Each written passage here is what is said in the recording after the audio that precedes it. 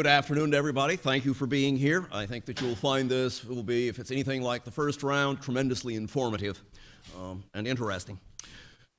The Critical Issues in America series at UCSB annually draws faculty from across our campus to address questions of import to our nation. And the environment has been a recurring theme and an increasingly common theme in this. Environmental issues and policy reform in 1996, equity in the environment in 2005, 40 years after the big spill in 2009, and here we are in 2012 looking at sea level rise.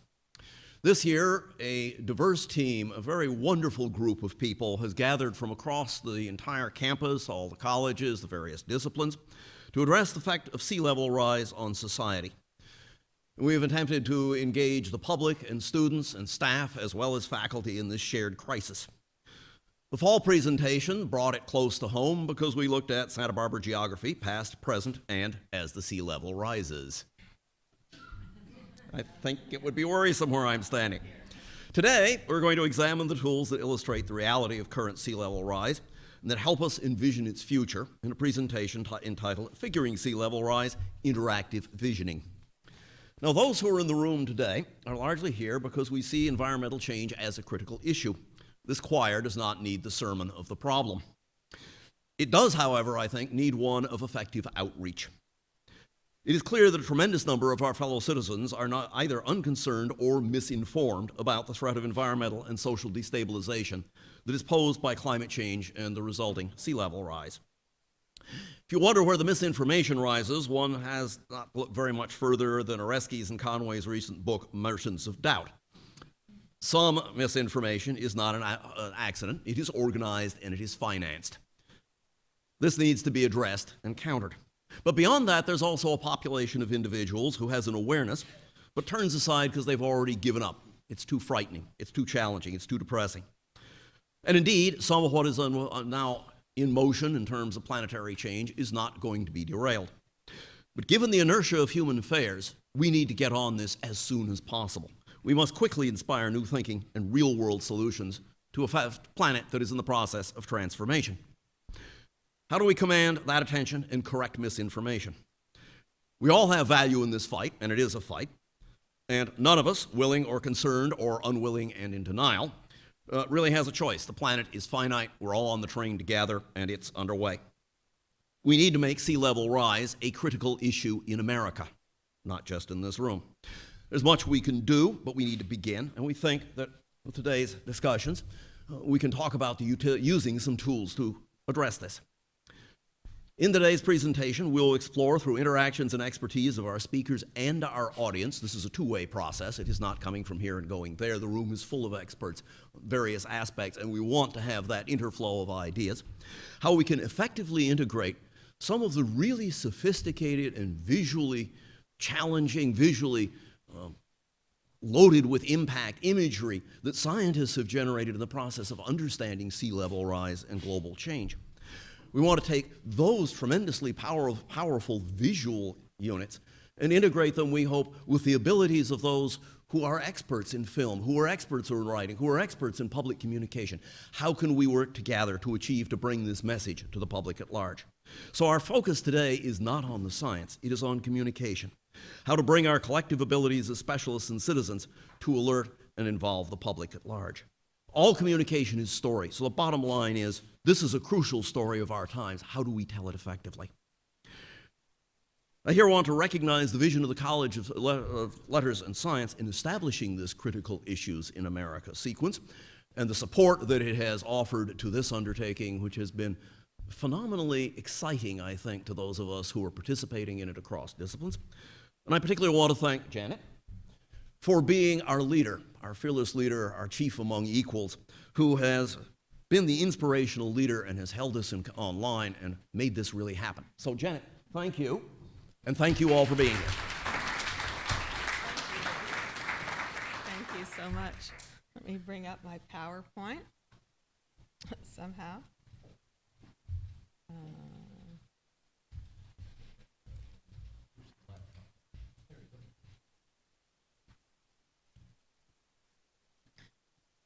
there's never a way to have no light on the screen, yet light to communicate with each other. So anyway, thank you very much, Dean Tiffany.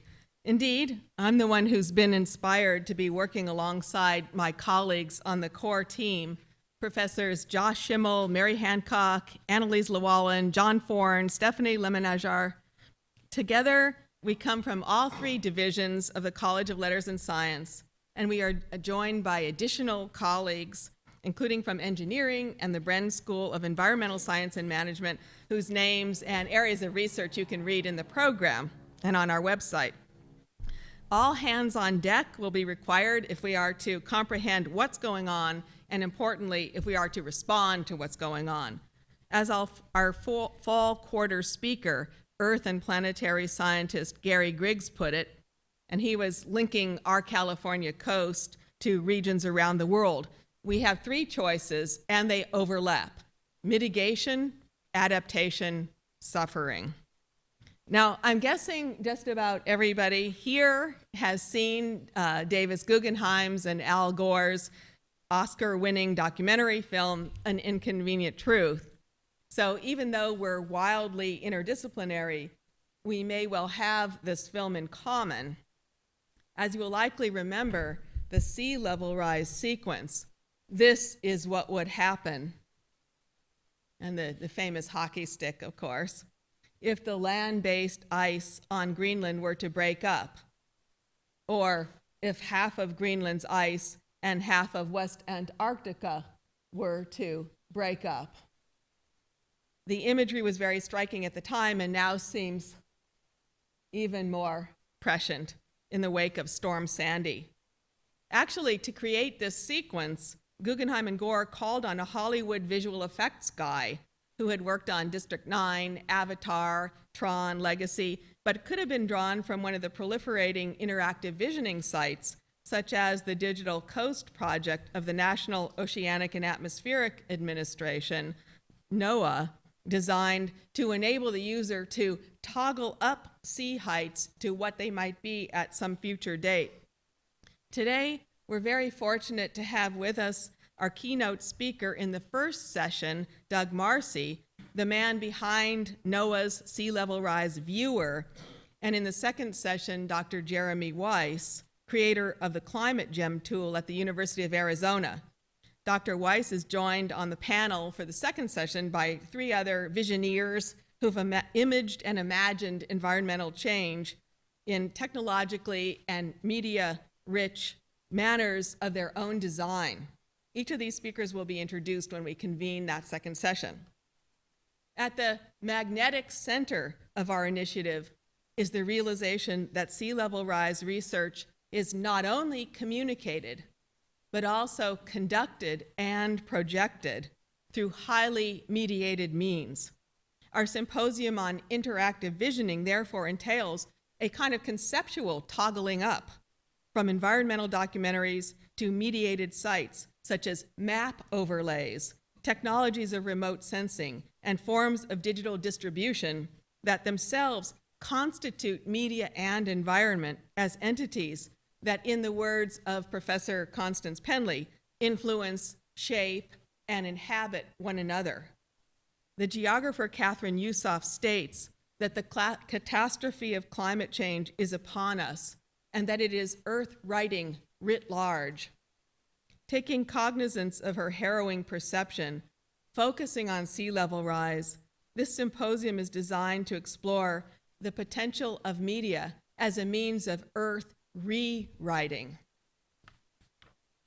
And speaking of Constance Penley, I'd also like to acknowledge the terrific boon of our being produced by the Carsey Wolf Center, which is led by Executive Director Richard Hutton, with co-directors Ron Rice and Constance Penley, and Associate Director Leanne French. Leanne is a key member of our team with an MA from the Bren School and incredible knowledge, energy, and diplomacy. She's really the main person who has figured out figuring sea level rise. Dean Tiffany mentioned the College of Letters and Science as our inaugurating sponsor. The Center for Information and Technology, led by Lisa Parks, contributed in particular to this day, And please do consult the printed program with thanks to our superb assistants, Erin Hannon and Madeline Fitzwater, for the long list of co-sponsors. The whole is great, but the sum of the parts is pretty impressive. So today's symposium will unfold in 2 sessions. The first session, we are honored to welcome our keynote speaker, Doug Marcy, Coastal Hazards Specialist with NOAA.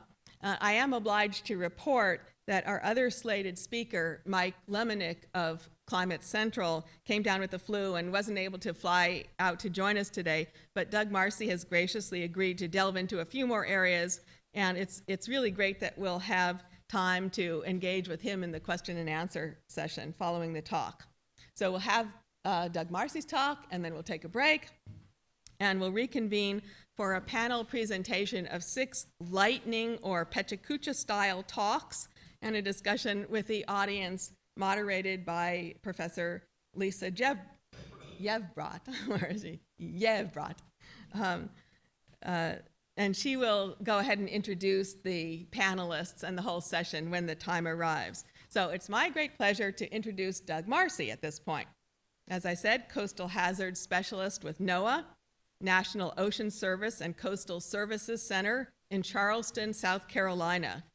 He has been with CSC for over 10 years, working on enhancing coastal inundation products and GIS capability, storm surge assessments, and coastal hazards assessment projects, contributing to more disaster-resilient communities. He has received both the Department of Commerce Bronze Medal Award and NOAA Administrators Award for contributions to hurricane response and climate change science. Before coming to NOAA, Doug worked as a hydraulic engineer with the U.S. Army Corps of Engineers. He has an MS in coastal processes from the University of North Carolina at Wilmington and a BS in geology. His current interests, as you will see, include using GIS technology with meteorologic, hydrologic, and coastal modeling to enhance inundation forecasting, mapping, and risk assessment. So I now welcome Doug Marcy. Yeah.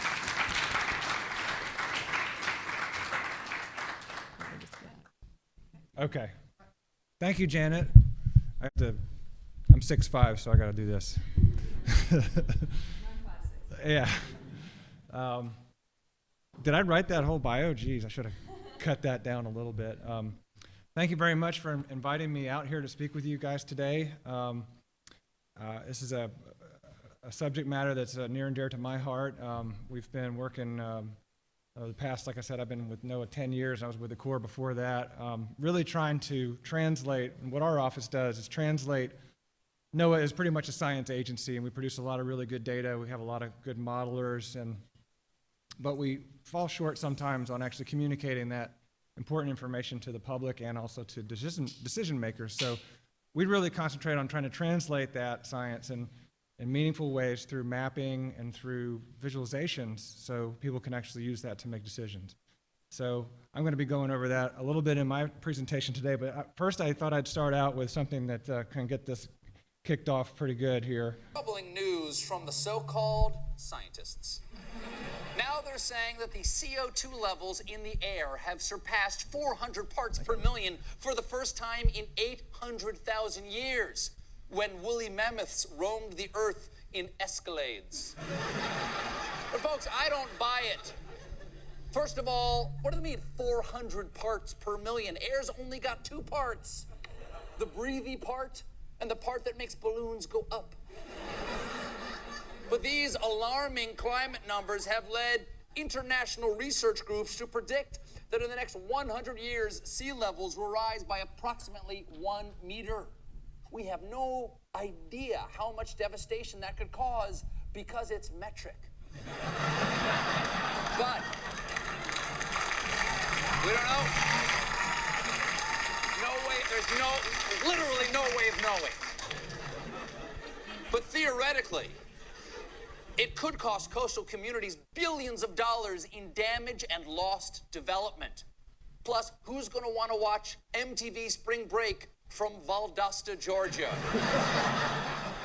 Nation, This issue is near and dear to my heart, and more importantly, near and dear to my beach house in South Carolina. So it is time to take drastic action, and that brings us to tonight's word. Sink or swim, folks.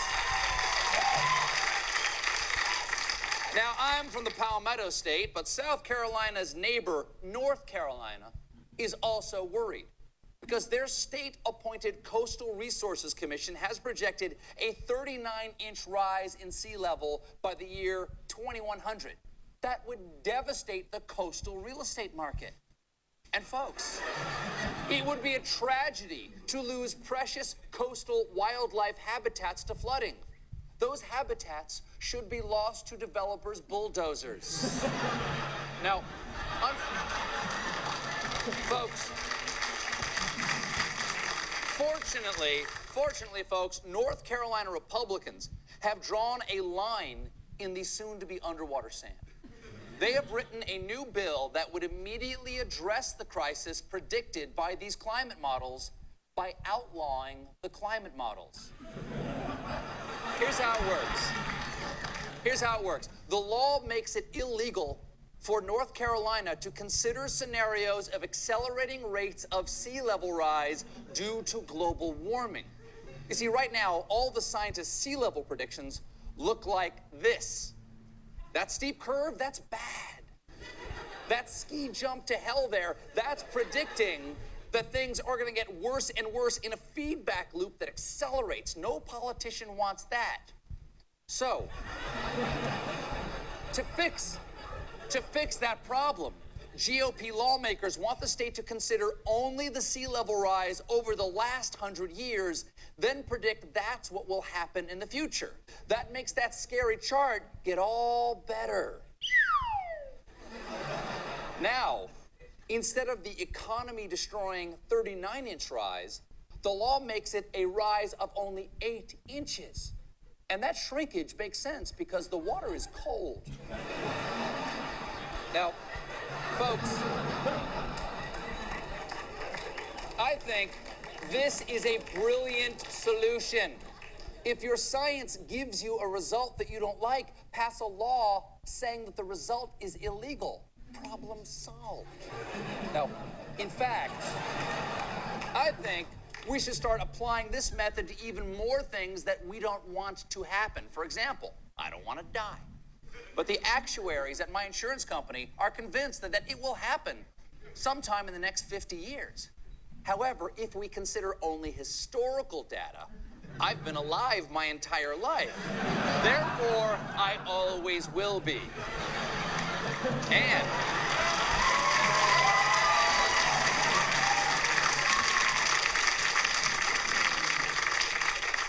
if you extrapolate my life from the critical periods of age 8 to 18, I will grow to be over 20 feet tall. So I say, bravo, North Carolina. By making this bold action on climate change today, you're ensuring that when it actually comes, you'll have plenty of options, or at least 2. And that's the word. We'll be right back. So now we want to get in. I thought it was a good opener, in making light of something that is, pretty close to where I live in Charleston, and we're getting ready to do some products that I'll show you today in North Carolina. So at the time we were like, well, maybe we should wait a little while before North Carolina figures this out. So when it comes to visualizing sea level rise, and I'm going to talk about it in kind of 2 ways. Sea level rise, yes, but also we're really concerned about the coastal flooding too that comes along with it. And that means the episodic events that we get, the storm events, those are really what cause the high water levels that impact us. And those are just going to become worse and more frequent when sea level rise. So sea level is almost just an increase in the overall signature of the water levels, and then we have our storm events on top of that. So the old adage comes and used probably overused, but a picture is worth 1,000 words. I started to research this. It's actually based on a Chinese proverb that was actually one picture is worth 10,000 words, but then I found this pretty cool cartoon. Maybe it's neither. Due to recent economic conditions, picture worth has dropped to an all-time low of 842 words. So apparently we're not getting our value on pictures, but hopefully we will today. At our office, we've been working a lot on not just sea level rise, but also other types of coastal flooding and even riverine flooding. So we've been doing a lot of work with visualizing storm surge, using storm surge forecasts from some of the modeling, projecting what that looks like over the land, how deep the water might be. We've done some work on wave run-up. Wave run-up is a big issue on the West Coast, not so much storm surge, but the wave setup and the run-up causes a lot of issues. And then, of course, the rest of the country, flooding is a major part of, in the spring, thaw from snowmelt, especially on the Mississippi, we get riverine flooding. So in the past, basically we had forecast information that was in a text-based format. The National Weather Service would put out these, you've probably seen them, all capital text format, and it's very hard for people to understand. And if you're not from that area, it may say that this river is going to crest to 12 feet. Well, what does that mean? So we can take that information and put it into the GIS environment, Geographic Information Systems, and start to map what is actually going to be impacted. And once you do that, then you can start doing analysis overlays to figure out how much property is that going to affect and what is the economic cost going to be. And then I'll talk a lot about some of the sea level rise visualizations and ways we can try to communicate that this is becoming a more frequent problem. But what it all comes down to, this is my favorite. I had a colleague of mine make this. This is all we're trying to do. We're trying to tell people that they live in low-lying areas and they're going to flood. That's really, you think of that's what we're boiling this down to. So, and in many cases, it's like you have to try to get people, you have to hit them over the head with the same information, a lot of different ways, and that's what I'm going to try to talk about today. So visualizing inundations, it's an important thing, and that's because we need to understand the potential extent and the risk of inundation and the impacts on the community. So if you're a true engineer, which is sort of the background I came from working at the Corps of Engineers, is the risk equation is probability times consequences, and it's really what the probability of an event occurring, but it's also what is going to happen. So it's not just map the risk, it's not just show an inundation layer, but overlay that on something and determine how much of loss is going to occur. So I'm going to go through 3 different ways of doing this. We can picture it, we can graph it, and we can build it. And this is building off of kind of information we have, and Janet mentioned our Digital Coast page, and it's a website that has a collection of resources there and data.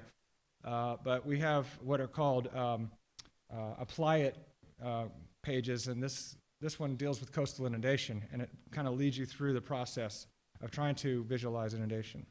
So let's start off first with picture it, okay? This brings it down to home for people. They want to be able to see the impacts at locations that they're familiar with. Okay, using photos, or using maps, and using data viewers enables the community to really see their impacts. And it always helps to have it in their community, not just an example from somewhere else, but in their community. Some of the things that have been in the literature, kind of sensationalize this effect. You can see while Washington slept, this was the Bush administration, this is where it came out. So you can see the mall there. You have simulations of flooding up here. This is one in Australia. I don't know if that's Sydney or if that's Melbourne, but that's showing the impacts of sea level rise in some of our major cities. And then I'll go into some examples that we have, and I'll show you a tool that, after I go through some of this, that tries to bring all of these together, the maps, the graphs, and the photographs. How many of you have been to downtown Charleston, South Carolina? You have. Do you recognize this building? Yeah, this is our customs house. See, this was built back in the late 1800s, and actually the initial design was for it to be bigger. They ran out of money, so actually the government stopped back then. The same thing that just happened 2 years ago. They were going to shut the government down. They actually did back then, so we haven't figured out our problems, obviously. But these guys knew what they were doing when they built this, right? So this is the highest structure. The first floor elevation of this is about the highest first floor elevation we have in Charleston. It's too bad the rest of the city didn't build to this height, so they're going to be okay. But we can take information like this. We can take a photograph and we can superimpose. If we know, for instance, if you've ever been there, there's actually a, does this have a laser pointer on it? Yeah, there we go. If you, down in the right-hand corner, if you ever go there, you can check this out. There's actually a geodetic survey marker. So we know the actual elevation of those steps. So we can estimate based on water levels, oops, wrong direction. Using some photo scaling techniques, this is easy, right? Oh, it's pretty easy to do that. There's a guy standing here, you can use him for scale. He didn't get out of the way when the water came in, and they didn't move the park benches either. But this is a really neat tool. It's called CanViz. It's something that we make available on our website. It's a partnership with the Agroforestry Center of the U.S. Department of Agriculture. And the tool is, I call it like a Photoshop Lite. It's very easy to use, and you can do these simulations pretty easily.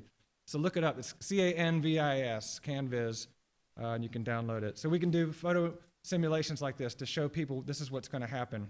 This is with approximately 1.5 meters of water at that location. So we had photographs. We can also, scientists love graphs, right? Well, actually, scientists love these big, long tables of numbers. And this is what we have to deal with. The climate data, especially, we're going back so far, and we have so much data. We can play with our tables all day long, and so what do we try to do? We try to make that information a little bit more user-friendly, so we put it in graphs to show trends. So graphs are very effective at large data sets, and information can be easily displayed. Here's a couple examples. This is a hydrograph from National Weather Service. This shows you the observed river height information, and then here's a forecast. And then there's a lot of these out there for tide gauge stations. These are sea level rise trends. Then the other one is to build it, and that's actually getting the data, the base data you need, and doing your own mapping, and then training other people how to do it so they can build their own maps. And that requires going out and collecting elevation data. Most of the elevation data that we're collecting now is from airborne-based, it's called LiDAR, light detection and ranging, and it's actually a laser that's mounted onto a plane, and it measures the distance to the ground. Based on the wavelength of the laser, you can determine the elevation. And we use that to build what are called terrain models, and we use that to do our mapping, our inundation mapping. So you end up with a map product that you can do some analysis with. And then we actually try to train people how to do this, so if they have an issue they want to solve, they can do it themselves. And we want to use the visualizations to try to explain complex processes. This is San Francisco Bay. And we use this, try to break it down into simple terms. Like basically, the ocean is not a flat surface. You go out on a day like today and you look at it, it looks pretty darn flat. But over time, and this is over a course of a month, they model it, the tide has a slope on it. So here, the south part of San Francisco Bay versus the north part, there's an average of a 4-foot difference. So you have to take that into account when you do your mapping. So we have models that do all this, but in that one quick picture, it shows you, yeah, we have a big difference. And you can explain that as a complex oceanographic process, but in a picture, very quickly you can make the point. And then what you want to do is boil this down and try to get it into, especially for managers. They don't want to know all that stuff. They don't care what data went into it, and then it took you 3 months to produce this. Usually they ask you, it took you 3 months to do this? You can't just go, oh, and then they make a change, and you're like, I can't do that, and it's going to take 2 weeks. But this is an example in South Florida. We worked with the Climate Compact there, and now it's an initiative called 750. It's 7 counties in 50 years. It's a major HUD grant that they received, and they're looking at vulnerability of sea level rise for up to 3 feet. And so they did all this analysis, but they basically boiled it down to some of these simple graphs, looking at the percent of total landmass impacted. Nearly 80% of the land's affected from a 1-foot scenario in South Florida, and upper estimate about 4 billion to over 31 billion at the 3-foot scenario. So South Florida is in a lot of trouble, especially Monroe County where the Keys are. You can see the percent land loss is going to be phenomenal. You can use the data and the graphs to either tell a positive story, and I picked this out for you guys. This is Santa Barbara. We have a tool called the Snapshots, County Snapshots, and we can just quickly look at the FEMA National Flood Insurance Program, the floodplains, the 100-year floodplain, and look at how much population lives in that floodplain, and then look at some of the vulnerable population. And you see pretty good shape here. This is the inside the floodplain is the light blue, so not that many people live in the floodplain because there's not that many floodplains here, and not a lot of critical facilities are in the floodplain. Or you can use it to tell a negative story. Terrebonne Parish, Louisiana, a lot more people live in the floodplain. The floodplain is a lot larger, and guess what? A lot of the schools, fire stations, they're in the floodplain. So in a quick 2 seconds, people can figure out the difference. And again, this comes down to being able to see the impacts. You start out with a graph, pretty complicated, and you want to make a point about something like, yeah, sea level rise is a big deal in Charleston, South Carolina, okay? I can show someone a graph like this and try to make that case. And then you kind of look at it, okay, what is all the squiggly lines? And you got lines doing this and that, and then you go, okay, the higher 90% confidence interval, it seems kind of easy to understand, but then when you start getting into it, it's hard to explain. But basically the gist is here, this is observed data. The blue line, it goes up and down, and there's seasonal variability, all kinds of difference in the water levels, but the overall trend is sea level has risen a foot the past 100 years in Charleston, okay? Now that is relative sea level rise. That means the land is also changing in elevation too, but overall 1 foot in 100 years. But how else can we tell this story? Okay, well, so we can get elevation data, which I talked about earlier, and we can start mapping, okay? And we actually did this. We got in touch with our weather forecast office in Charleston, and we said, hey, when you guys issue coastal flood warnings, how do you do that? And they said, well, we use a tide gauge, and when it gets over a certain threshold, or predicted to go over a certain threshold, we know stuff starts to flood. And it turns out their threshold is 7 feet above the datum which they use as mean low or low water. So when it gets above 7 feet, you have a coastal flood warning. So we said, okay, well, let's map that and see what is the impact going to be. And that's the darker blue areas here in Charleston. And then we started looking at, okay, well, let's add a 0.5 meter of sea level rise on top of that to see what it might look like. And then we can also go, and we did this back in 2008, so it's a little older now, but we looked at how many times was the tide, the astronomical tide, the predicted tide, going to go over that threshold? And it turns out back then only 2 days did it go over 7 feet, predicted. This isn't with storm surge and all that, it just predicted tide. When you raise it 0.5 meter, it starts to happen 289 days. And some days, 66 days, it happens twice a day because we have a semi-diurnal tide, which means we have 1 high and 2 highs and 2 lows each day. So that starts to tell the story that these are the areas where we're going to have to start abandoning because they're going to flood so often.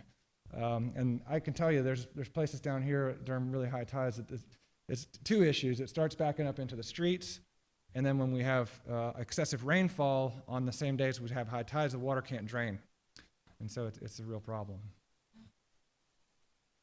So then we try to coin it to simple phrases like this. Today's flood is going to be tomorrow's high tide.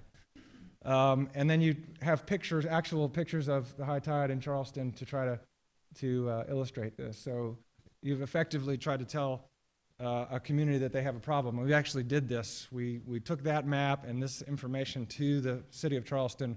They're going through a stormwater revitalization plan, trying to redo their stormwater system, and they know they have a problem, but until they saw the map, and they were able to verify the places where it does flood, and they really saw the issue. It really brought it home to them. Okay, I'm going to switch gears a little bit now and get into the sea level rise science, and I don't want to steal Jeremy's thunder too much. He's going to talk a little bit about this, but there's been a major effort going on in this country to try to get a handle on not only climate change in general, but also sea level rise, called a National Climate Assessment. And the results of that report will be coming out, the final, I guess, will be coming out this year. Is it out now? I can't remember. It's going to be, the draft's out now, yeah. Well, one component of that was a working group that actually Jeremy was on that basically sifted through all the literature on sea level rise projections from various scientists. And what you see here is a graph of a lot of those. I don't know if it's every one of them, but And you can see they range all over the place from 2 meters, above 2 meters, all the way down to 0.5 meters by 2100, but with an average of about 1.25 on the high side and 0.6 on the low side. And if we also kind of started looking at what are different cities or states doing, and turns out they're using different ones as well. San Francisco is using some of the higher side, but it does vary. Some are using a low and a high, some aren't using, are just using a high, and some aren't doing anything. But again, about 1.1 meters. And this was all going on. This is where we were, and we didn't help ourselves as in the science community, because the public was like, well, there's no consensus on sea level rise. It's all over the place, so we don't know what to believe. But it's actually starting to converge now, and that's what this report that it just came out. There's a couple of them. This one is the National Research Council just did this for the West Coast. You can see this red line is 2100, so it's about a meter. Here in Southern California, it actually jogs a little bit because of the tectonics, a little less. But of course, earthquakes can cause any kind of sudden uplift or subsidence could cause instantaneous rise in some places. Like the earthquake in Alaska caused up to 2 or 3 meters of uplift or subsidence and flooded a lot of estuaries there. Now, this is the report that kind of pulls it all together and has pretty boldly come out with some 4 scenarios, the highest being, and this is the highest that I've seen so far, 6.6 feet by 2100. And the way they preface it in the report is by confidence, and the lowest is basically just an extrapolation of the existing sea level rise curve, but they pretty much recommend not using that one because of low confidence. So somewhere in here, and it basically tells communities, to choose. It's basically a risk tolerance. What risk are you willing to tolerate, and then choose your scenario for that tolerance. So we've been working a lot with, and our audience is state and coastal resource management community, and what they have been asking us is simple visualization tools, show potential impacts of these sea level rise scenarios and coastal flooding, and also show us how the everyday tidal flooding is going to become more frequent and worse. To do that, it requires an awful lot of data. The end product, the visualization, you'll see when I get to it today, looks pretty easy, it looks pretty simple, and that's the whole point. You try to boil it down to that point, but there's an awful lot of work that went into it. You have to have water level data, you have to have geodetic data, that's how high the Earth is. You have to have geophysical data, like the gravity field, to be able to determine that and model the Earth's surface in what they call a geoid. You have to have the elevation data. You have to model the tidal surface. You have to have tools that let you transform from one datum to another. You have to use GIS applications to do a lot of the analysis, and also some knowledge of crustal movement if you're going to take into account subsidence. So there's an awful, and you notice this is interdisciplinary, right? You don't go to college and do all this. You don't. One person's a geodesist, and he may be sitting there working on the geoid. It requires you to really get a group of scientists together on this and share data. That's the key, is sharing data, because you have to have it all. We started out with some really simple tools. This is one that we worked on with the USGS up in Delaware. This is Wilmington, Delaware. And it was very much, okay, let's just map different levels of sea level and have a slider you can go up and down. This was like the infant stages of trying to do something like this on the web using Google Maps. This was back when the Google was becoming very popular, and so the term mashup was born, where you could take a map and stick it on top of a Google imagery, and it's fast and people can access it. It really made, much to companies like ESRI's chagrin, it made GIS very accessible to people. There are caveats with some of the Google stuff as far as the accuracy, but so we were able to take advantage of these type of tools. Then we did another one in the Gulf Coast with the USGS. They actually took the lead on that, and that was to try to look at different sea level rise scenarios. So tried different viewers, different kind of ways of looking at it. And then back in 2009, they had what they called an inundation community workshop, and there's a great executive summary out of that it brought together about 60 or 65 folks from academics, nonprofits, and government together to try to figure out what's the data needed and what are the tools needed for doing this adaptation planning that we're striving to do. And out of that came a lot of recommendations we try to use to build a better mousetrap, which is essentially what we're doing. And so I'm going to give you some examples of this tool. We call it a sea level rise and coastal flooding impacts viewer. There's a whole host of partners we've worked on with this tool. I'm not going to mention them all there. This is where it's currently available.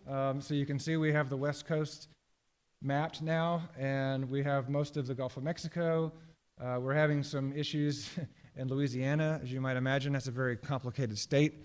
There's a lot of levee systems there. We don't necessarily have the levee height information we need, and the elevation data there is pretty old.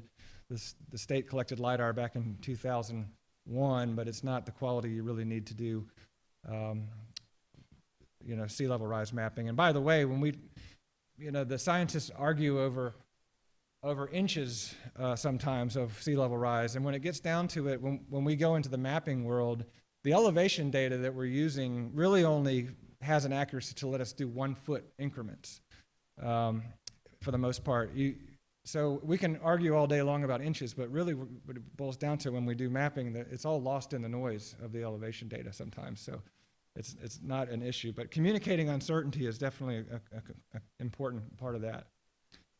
So I'd like to try to take you through a series of screen grabs here that try to visualize, let you see what this tool does, and I invite you to go check it out after the show today, so to speak.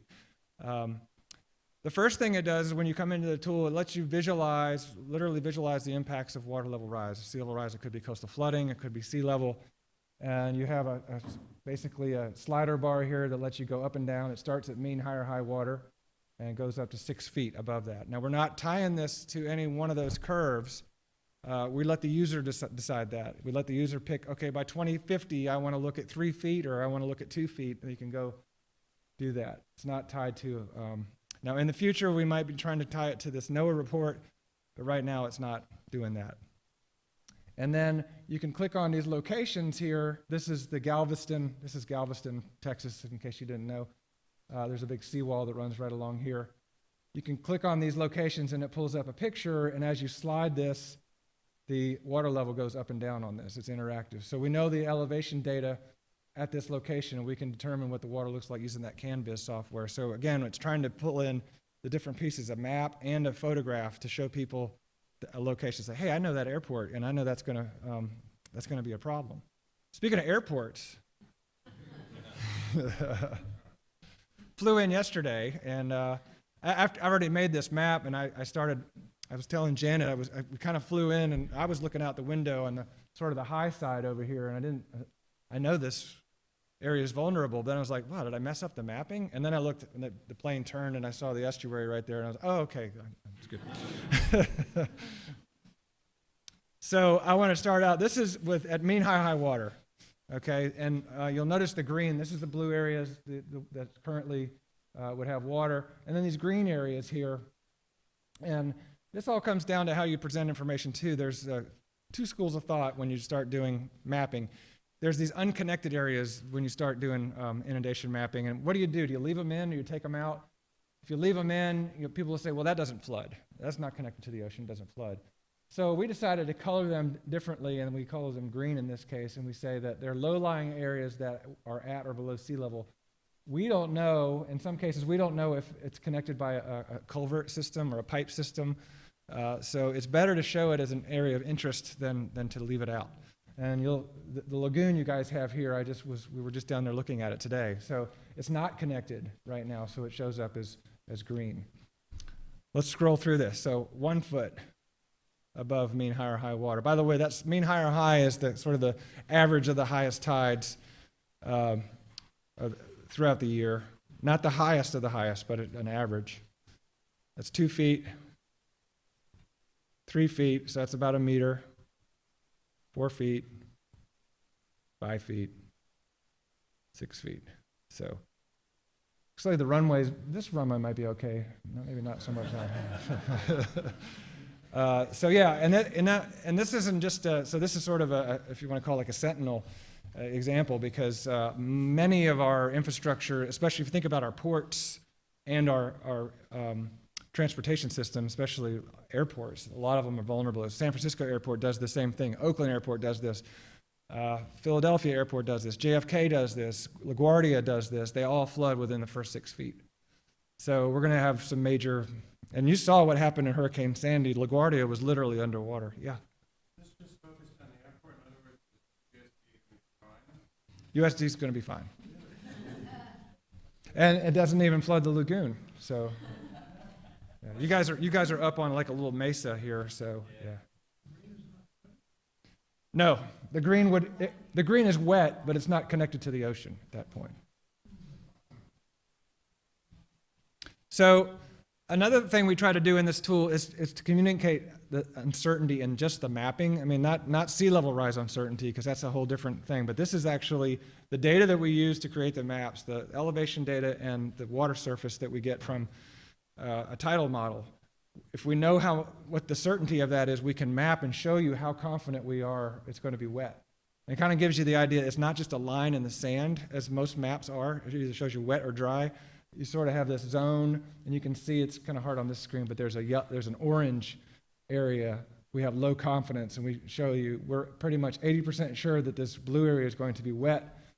And there's an area that we're not quite sure because we just don't know, and we can't capture that microtopography in the data. So I think we in the future, a lot of this visualization, we need to be communicating some of that uncertainty. Now, that's like two-way street, because you start throwing out, oh, we're uncertain.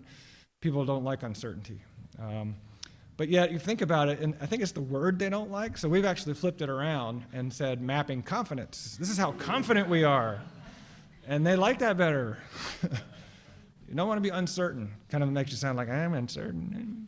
So, and another thing is the natural habitat and how is the marsh going to, is it going to migrate? Is it going to be able to keep up? Or is it going to run into infrastructure and not be able to migrate? And so what this part of the tool does is tries to model the idea that certain vegetation types live at certain elevations, and as we raise the water level, they will migrate inland based on sediment rates and whatnot. So when you do the slider, you can start to see open water starts to move in some of these marshes, but when you have a highly developed area like the Bay Area, it's not going to be able to migrate. You're just going to hit those, that's what that high and medium density development, those grays and those whites in there are not going to be able to, we're assuming we won't abandon those areas. We're going to probably seawall them. And then another key component is to put other data sets under here that let you see where is the social vulnerability, for instance. This data, called the Social Vulnerability Index, is put out by the University of South Carolina, Susan Cutter, and it looks at 31 different census variables and comes up with an index of high, medium, and low. So you see the block groups in here that are have more social vulnerability, and you can see the areas that are going to be impacted. And at the same token, we can get data from the Department of Labor on number of businesses, number of employees, and the amount of wages in some of these block groups. So you start to see where are the real impacts going to be. We start impacting businesses, and they have to relocate. Then that impacts the whole economy. And then the last component of the tool is going back to this flood frequency, and that is. At some of the tide gauges, most of the tide gauges we have, you can click on the tide gauge. This is the oldest tide gauge, by the way, in the country, is in San Francisco. It's about 150 years of data. So you can click on that, and you get a graph. So we're using multimedia here. And it shows you that basically going from now, we barely have any events. We barely cross over that threshold. This is 7 feet mean low or low water, very similar to the Charleston example I told you. But if you raise it up a half a meter, it happens 270 times, equivalent to 30 days of time, and then a meter, it's 667 times, or 135 days of duration. So these red areas here, that's what would be flooded. That that often during the year if you raise it a meter. So again, it's pointing out, and this is Oakland Airport, so it's pointing out that San Francisco Airport right here. So we have, we're really going to have to start dealing with this, and it's going to be, it's not the storm events. Those will, yeah, the Sandys, we're going to continue to have those, and they're going to be in the news, but it's going to be the daily flooding. We have to start closing roads and changing our stormwater systems and everything else. The water won't drain anymore like it used to when we designed it 50 years, 100 years ago, which is the case of Charleston, where I live. It really needs to be looked at. Are we going to have to start pumping the water out and putting some head on it? Head is a kind of a slope so that the water will drain, because we can't use gravity anymore if sea level is higher. So why is all this so important? I think there was a press release done for this, and the reporter was asking me, like, why should we care about all this stuff, right? And it's because inherently as people, I mean, America was born on the coast, right? Our first settlements were on the coast. We rely on the coast for so much, and I'll show you another slide. And we love healthy, resilient coasts. Tourism is such a major part of the economy in a lot of our coastal states. We love to go and enjoy the beach, and as this phenomenon starts to happen, those beaches they want to roll with sea level, and if we put seawalls and whatnot there, we're going to lose our beach. And this is even more important. We are really a coastal nation, even in the heartland. This is the truck traffic that comes into New Orleans and where it goes, and you can see this is by volume. So it's literally an artery system. So you start shutting down the ports, we start losing. Long Beach and LA, that's the biggest port we have in this country. If you shut that down, even for a day, the economic impacts are phenomenal. And then we keep adding this. We've had more billion-dollar disasters. Is that because we have more billion-dollar things to get damaged, or is it because the frequency is going up and the storms are more intense? I guess that's a debate that we probably won't get into today. But the fact is, this is starting in 2012, and of course we're already through 12. They haven't done the numbers yet, but they're thinking that 2012 is going to surpass 2011, which last year was 2011 was the highest number of billion-dollar disasters. We're probably going to supersede that this year. So, are we on a trend? Potentially. And if you look at the ocean jobs, the jobs that the ocean and the coast create, and it is divided up by living resources, marine construction, transportation, anything having to do with relying on the ocean, it's just going up and up. It's 2.6 million jobs, generating $223 billion in the gross domestic product. And you can see that as overall the economy slowed, this sector has continued to rise. So even more and more people, and a lot of that's tourism driven. So was Sandy a turning point? It certainly did wake up a lot of folks. I think it hit such a populated area of the country. There was a lot of discussion that they weren't ready. They didn't understand the risk that was going to happen. But it also got people to start thinking, this climate change thing might be a real deal here, because it's actually impacting us.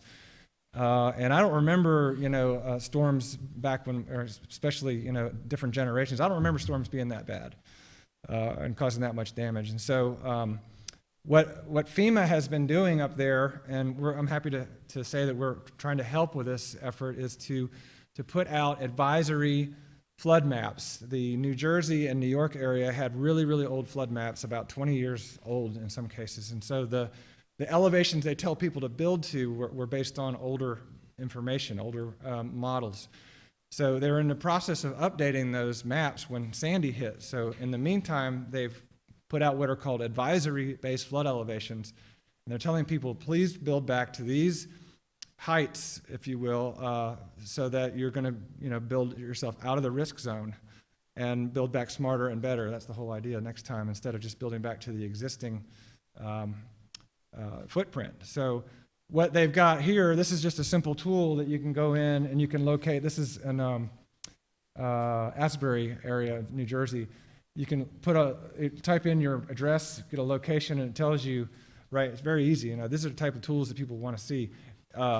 Will advisory-based flood elevation be available? Yes. Is my property, what's the elevation going to be? It's 15 feet. The next thing they want to add is you want to actually know what the elevation is of your first floor. So easy tools like that. And then guess what? A map, of course. and that's where we're helping. So they're mapping the advisory flood layer here. You can see the yellow. This is what they call the velocity zone in red, and then this is these are areas where waves are going to be impacting, and then the other pink is just going to be still water. But then we project the different scenarios that we were just talking about out of that NOAA report, lowest, intermediate, low, intermediate, high on top of that, so you can start seeing this is what the 100-year floodplain is going to look like, by 2050 or by 2100. So, because people go, well, I'm not in the floodplain, so I'm not going to get insurance. Well, you aren't, but just wait a few years.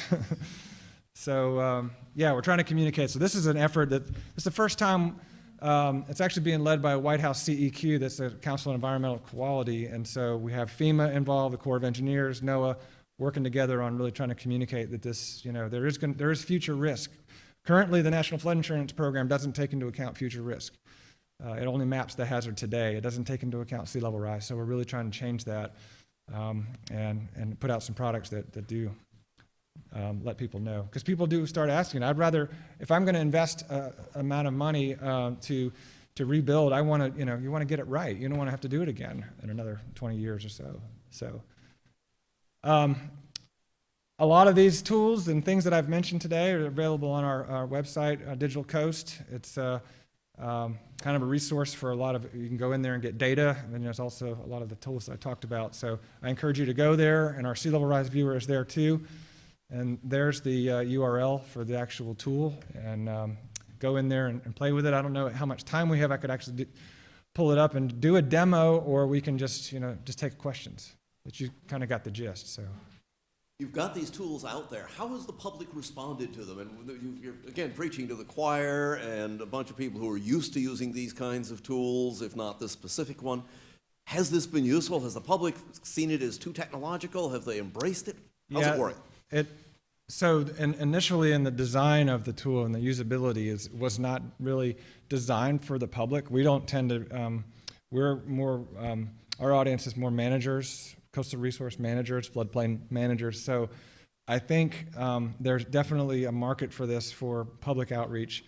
And as we're in the process right now, and the technology changes so fast, the actual software that our tool is developed in has kind of become obsolete. So we're looking at different options. The people want to see this stuff on mobile and on their iPad, and right now we can't do that. So we're looking at stripping out components of the tool that potentially you could have your smartphone and it tells you your GPS location and where you are, and then you could slide the thing up and down, and there's all kinds of stuff you could do. I'd say right now it's not really a general public. We don't have that many comments coming from the public. Most people that want it are using it for the visualization, but they actually contact us to get the data. They want to be able to use the data to do analysis. So they're usually trying to do an adaptation plan. We have a lot of other federal agencies, for instance, EPA is trying to locate their outfalls, point source solution outfalls, and look at how many of those are going to be impacted. So they can use the data. It's been mapped. It's consistent. The Corps of Engineers is interested in their federal projects. So that's more of the application when we designed it. But I think there is an outreach component. Some of the derivative products like the tide, some of the tidal flooding stuff, and today's tide is today's tide, whatever it was, that's more for the public to, start thinking that, yeah, this might be a problem in the future, so.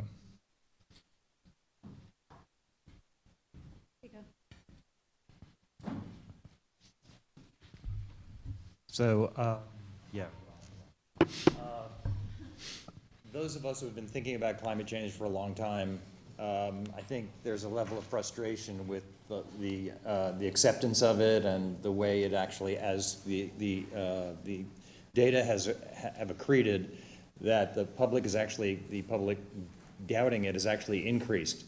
Have you at NOAA seen any change, significant change? I mean, you mentioned it anecdotally, but what have you seen as a significant change since Sandy? And do you think that is, in fact, the watershed moment that might actually shift the debate? From what I have seen since Sandy, yes. Now, the general public, I don't know. Like I said, we don't work directly with the general public. We don't do a lot of education outreach for the public. But I can tell you that the agencies, the federal agencies anyway, they're in a big way starting to do this. And we were doing it on our own anyway, but when in the inauguration speech, they came right out and said, yeah, we're going to head on climate change. That's like the green light, like go ahead. There was some, with the previous administrations, we had started this project and, we weren't really advertising so much. We were doing it, we were afraid, oh no, we're going to put the kibosh on this. That's why it's funny because our communications director, she's like, your title's too long. That's never going to work. Sea level rise, that doesn't roll off the tongue. Let's just call it sea level rise viewer. I said, no, coastal flooding impacts. If you don't believe in sea level rise, it's still coastal flooding impacts, So it's all about how you market it. But no, I think there's definitely been, it could have been the watershed moment. I think that it's one of those, it was so bad, and it's just, I think it's the, they're in the Northeast especially, used to nor'easters, but this just, was, order of magnitude of more destruction than they've ever seen. So I think they're thinking something's behind this. I really like your effort with FEMA on the 1% lines, the 100-year flood lines, because a lot of people understand the 100-year flood concept and have accepted that if my house is there or my property is there, I ought to do something about it.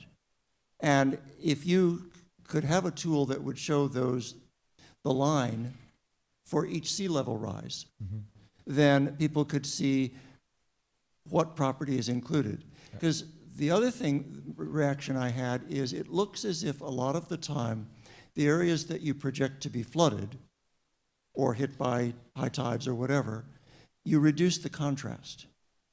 They're sort of blue. They might have some modeling to show where the buildings used to be, but it's then much harder to see the buildings that are lost. So the eye goes to the buildings that are high and dry, which are not the problem. If maybe instead of reducing the contrast, just switch the color.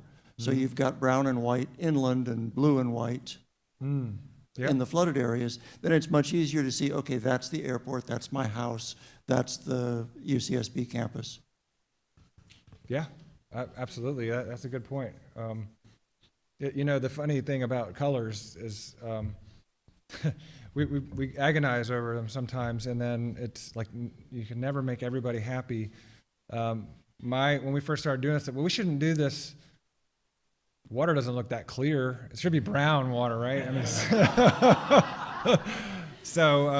Especially storm surge. It's not nice, pretty blue Caribbean water. So, but that's a good point. Yeah, it does cover up what is actually impacted. So. I wanted to come back to the impact of Sandy. It's a watershed moment, pun intended. I grew up in the area that you were showing in New Jersey, Long Branch. The good news that was my childhood home was out of the danger. It was on fairly high ground. But the bad news was that my cousin's restaurant, which is the largest restaurant anywhere in the area, is in Asbury Park, and it looked like he might have real trouble. So what I wanted to suggest and do, I'll email him some information.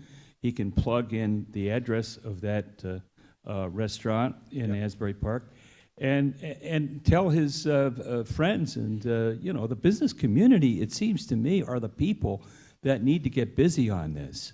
I don't have a restaurant. I could care less where I am. The land is rising, but that whole area is just full of businesses, small businesses, right. A tourist industry, and once they get onto this picture, I think you'll get some public action, outcry. So that I would just suggest that's where the outreach needs to go, to that business community. Yeah.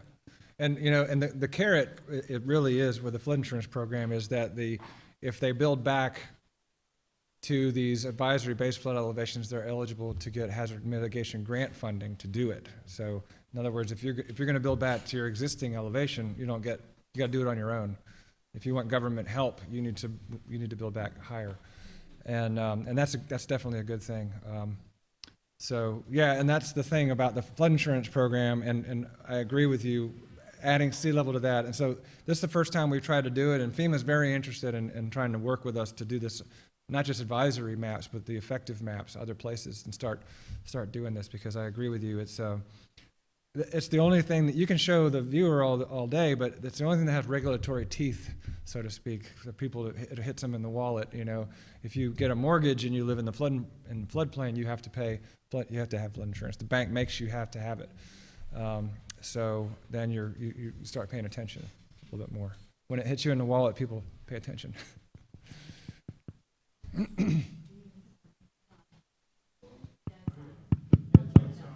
Good. I grew up in New England, and sort of the benchmark by which we always measured really bad news in fall was the 1938 hurricane. And the 38 hurricane was much more limited in its area of effect than Sandy, but I suspect much more powerful. And I think about the tremendous damage that did along the coast of Long Island and Connecticut, and wonder if because people are sort of looking at Sandy as the worst case scenario. It was a big storm, it was a huge tide surge. It wasn't a powerful wind event pushing the water with it. Mm-hmm.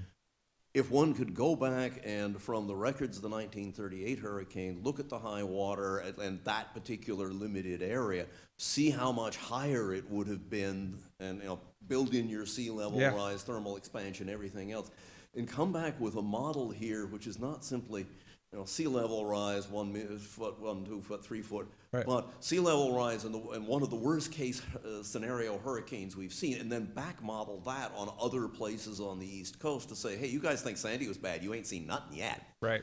That's exactly right. New England has forgotten about, or most people have forgotten about that moment. Yep. This is, in my opening address, I said the problem is Sandy, people are they'll put it into their local mythology and forget about it. And only if we get a Sandy a year will they start to believe it. How do we save them the difficulty of having to suffer a Sandy a year to get them to believe it? That's exactly right.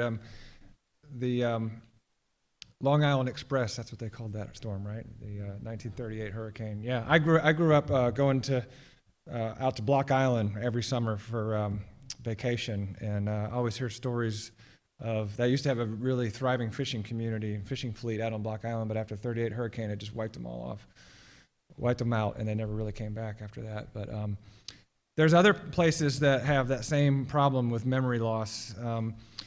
I was a freshman in college in Charleston in 1989. That's when Hurricane Hugo hit. And everybody says, oh, well, we survived Hugo. That was really not that bad. Well, downtown Charleston only got 10 foot of storm surge from Hugo. Most of the wind was north of Charleston, and the worst surge, 20 feet, was in an area that really nobody lives in. It was actually a wildlife refuge. So you take that same storm and move it just a little bit farther south, it could have been much, much worse. So people think they lived through. That was a problem with, I think, Camille. A lot of people say that Camille actually killed more people than Katrina, because people say, oh, well, we lived through Hurricane Camille, no problem, but Katrina was just a different animal, it was a different storm. The only problem with individual storms like that, hindcasted storms, if you will, and adding is that storm will never happen again. That particular inundation footprint, if you will, from Katrina or the 38 storm, every storm's different. There's always going to be some other factor that's not going to produce the same inundation. So you're always going to have someone that wasn't impacted by that storm that will be impacted by the next storm. So that's the only problem with that. So what you try to do is do probability analysis, and this is what the coastal flood studies now try to do, is you mimic all these different paths of storms and all these different combinations of strength, wind speed, and pressure and all that, and then try to come up with an ensemble, if you will, of the possibilities, and then do a probability analysis of the 1% chance, which is the 100-year storm would give you this amount of water. So you sort of get the most likely scenario. That's how they try to model these things instead of just picking one. So it's hard though. It's people it's still hard. People, 100-year flood. I mean, that's something that FEMA tried to steer away from because people are like, well, I'm good. We had a flood last year, so I got another 100 years. And then they get, well, we just had 2 100-year floods in a row. So then they try to, well, we'll do 1% exceedance probability. Well, that's great. What the hell does that mean? So, yeah, it's a hard thing for people to understand. Probability is really people. It's funny because people, it's perception of risk because I always the folks I work with at the National Hurricane Center, they try to do things in probabilities as well, and they try to communicate it like, well, okay, let's see. If you had there's a difference, 30% chance of rain, are you going to bring your umbrella? Are you going to wear a raincoat? Most people, it might rain, it might not rain, but it's what you have to lose. If you're wrong, you get wet. But if you have if someone told you have a 3 in 10 chance you're going to get hit by a bus if you cross the street, would you do it? So there's a big difference, right? So there's that whole perception of risk that kind of, that's a long answer, but. Tied into this, we're sort of asked, will Sandy be, the watershed event that actually changes attitudes? And I wonder whether you think that such events really have that power. Because I look at Sandy Hook, for example, and I don't believe that's going to change gun laws anyhow, despite the shock, outrage, and upset that it invoked at the time, in part because of people's memories and in part because of counterbalancing forces that have more durability. So do you think these kinds of big events really have much power in the climate and the sea level? I think that for public perception, I don't know because, they're on to the next thing, like what's Kim Kardashian doing or something, But I think where it makes a difference, and we've seen it like Hurricane Andrew back in 1992, they made some significant changes to the code, the building codes in Florida because of that. So they really changed the wind code, and so the buildings are built stronger. And so these events do cause changes in regulations that do make a difference when it comes to building more resilient structures. So I think in that sense, it's a hard lesson for us to learn, but we do change. It takes us a long time to do it. What might happen with Sandy is that we do come up, maybe this does go somewhere and we have advisory information on the flood maps now or something like that might come up. I've worked in the government for like 12 or about 13 years now, and so we have this expression, we're not fast, but we sure are slow. So, and we're not cheap, but we sure are expensive. So it does take a long time, and sometimes these events, it's reactionary. If you look at a lot of the laws we have in the country, it's always some issue that caused it. The Disabilities Act and all these other acts, and a lot of the women's rights. It's all because of some events that have happened that eventually change it. So I do believe that's the case in this one. Now, general public, awareness and the gun law thing, I don't know. It's kind of outside. Yeah, it is. Yeah, but I think we suffer from information overload. So people are on to the next thing. And if it didn't affect them, they're like, well, it's too bad for those people, but I've got my life to deal with. So. Thank you. Besides your engineering background and your work with the Army Corps, you've been working on this modeling stuff with information display for a long time now. With these 2 most recent reports that you referenced, what are the single 1 or 2 things that surprised you or that you found most interesting in the most recent data sets that you've seen? The sea level rise reports you're talking about? I was really surprised that, well, for one, and Jeremy can attest to this when he talked, that for a group of an interagency group to get together and the climate assessment made this happen, but to agree on these 4 scenarios, I never thought that was going to happen. And the fact that the upper end of that scenario really does take the rapid ice melt scenario into account, and it's a 6.6 foot rise by 2100, I thought no way the government's going to put out a number that high. That really did, and I'm proud of that group, because that's, it's maybe a risky thing to do at that time, but I think they stayed true to the science. So that answer your question, yeah. Thanks for your talk. I have a question about, I really liked all of the different layers of data that you showed, and being able to link things, I think is powerful, especially visually.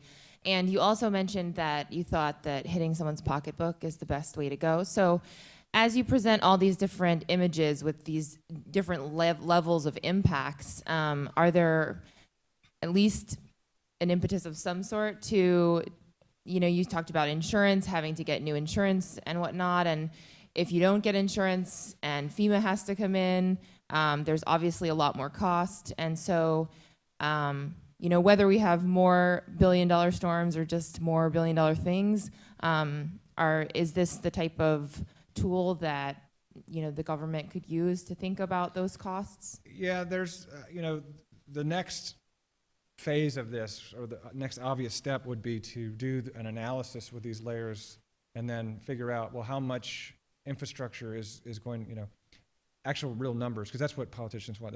How much of infrastructure is going to be impacted? And so there's a lot of efforts. As a matter of fact, I'm disappointed Michael Lemonnick couldn't be here, because Climate Central is actually working on, they have a similar tool called Surging Seas, you guys may have seen, and he's got some Kresge Foundation money.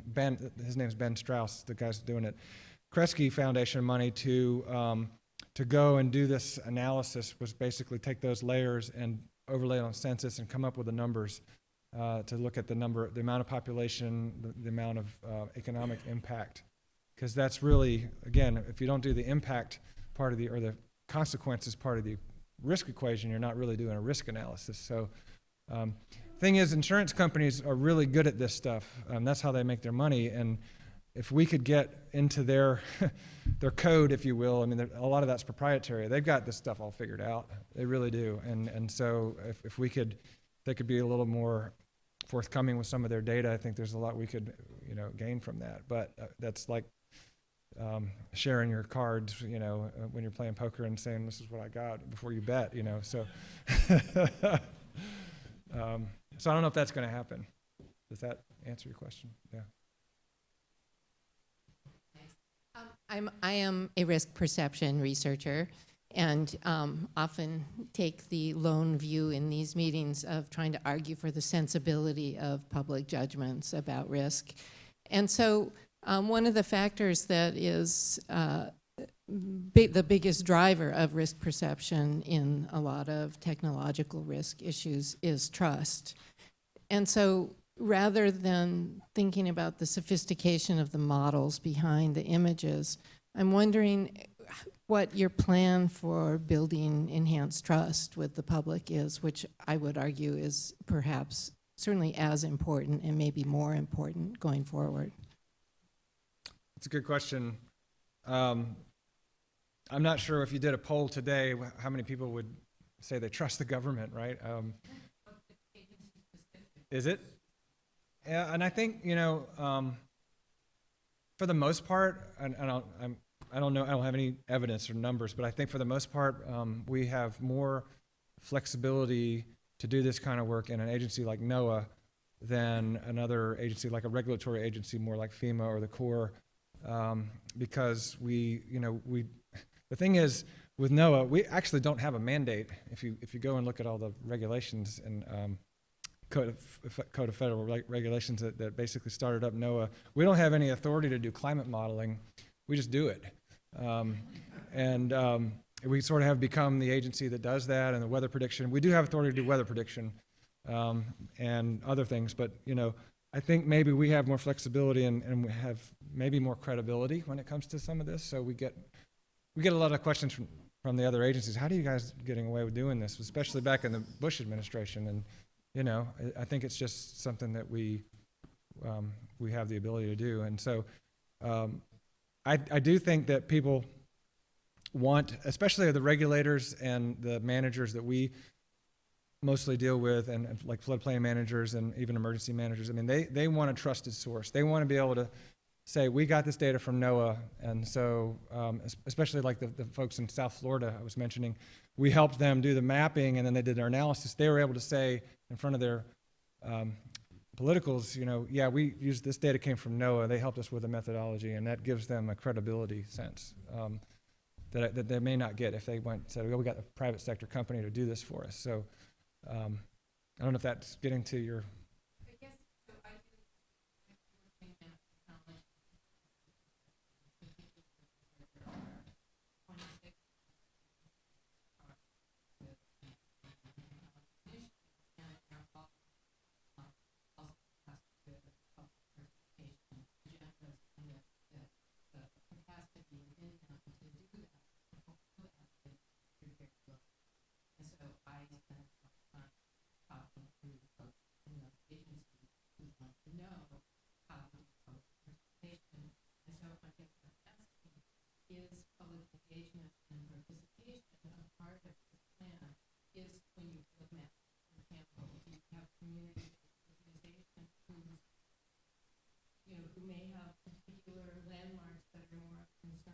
Yeah.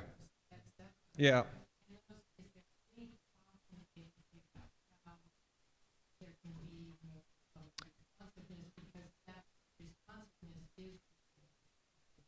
Right. Yes, there is, and there's a whole outreach component I didn't go into. It's not my specialty, but we have other folks that help facilitate. For instance, communities that want to put in. There's a lot of interest. Sometimes it's through our Sea Grant program to put together workshops to bring in all the folks together. Like this, we want to start looking at adaptation planning for this particular community. Then we will go and help facilitate, okay, here's all the maps and stuff that you can use to figure out where your critical facilities are and get them started in that process. And so we would bring a lot of the tools I showed you here to the table and let them see that, yeah, this can be used to answer your questions. And we have the way we're structured, we have regional offices, so we have folks in just about every region that can reach out to local communities, because a lot of times I think the issue is, it's the government, they're up in DC, they don't understand us. So it's trying to, again, our audience isn't necessarily the general public, but it's the folks that are actually trying to regulate the coast, and so we're trying to get them to use these tools, and also we provide training on the methodologies that we incorporate to do the mapping in case they want to do it themselves, to try to build the capacity. Because you're right, the agencies don't have the resources. It's tough for us to pull this off for the whole country. And you throw a storm like Sandy in, and all of a sudden, it puts you back behind because you're working on something different. And so, it's a battle of the budgets. We're still, we're still looking at really bad budget increases. I had to, our travel has been slashed. So I was lucky to be able to come out here because our travel's really gotten, yeah.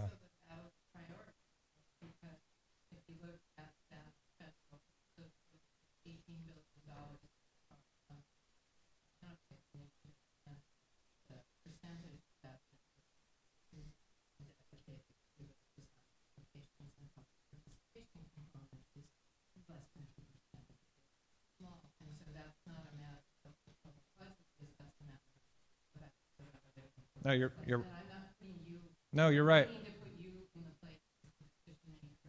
Yeah. I'm struck as I'm talking to the federal agency people who are going to base their policy procedures based on 1 hour over video presentation from me. That's not a good model. That's not a good model. No, I agree. Yeah, priorities. It's and especially if you look at the NOAA budget, what we're faced with, satellites and weather take up pretty much our whole budget. Then we have, this much left to do the other stuff. So it's, but you can't, what do? We don't have satellites. We can't do weather prediction. We can't predict Sandy to do what it did. So yeah. But there's a lot of, I won't get into the whole budget thing because the cane might come out from, And I'm wondering if you could talk about some specific cases where communities or state regional level governments have or how they have used that data in terms of planning, long-term planning. And then the second question is, in some ways it's easy to envision how businesses and people with some kind of financial means might use this data to make proactive decisions about the future. But if you're in a socioeconomic vulnerable place as a community or as an individual, as a family, et cetera, I think it makes it much more difficult to access the data as well as sort of envision how you might take action for the future. And so I wonder if you could talk about if any communities are even thinking about budgeting for making some kind of taking proactive steps in terms of planning for these communities, because clearly we saw the tremendous damage and devastation after Hurricane Katrina, and it inevitably you see a kind of alignment between low-lying areas and communities who are vulnerable in that way. So if you could speak a little bit about that, thank you so much. No, I was going to actually say that it does seem to be that most of the vulnerable population live in low-lying areas. It's the less desirable property. It's not. It's wet more often, and so that tends to be what happens. I know that the social vulnerability data, yes, it does get used, and you know, the nice thing about that process that University of South Carolina does is it's using all the variables that are in census, and so you can get the census data and do all that yourself, but it really does kind of give you an index, which kind of makes it easier to figure out what's high, medium, and low.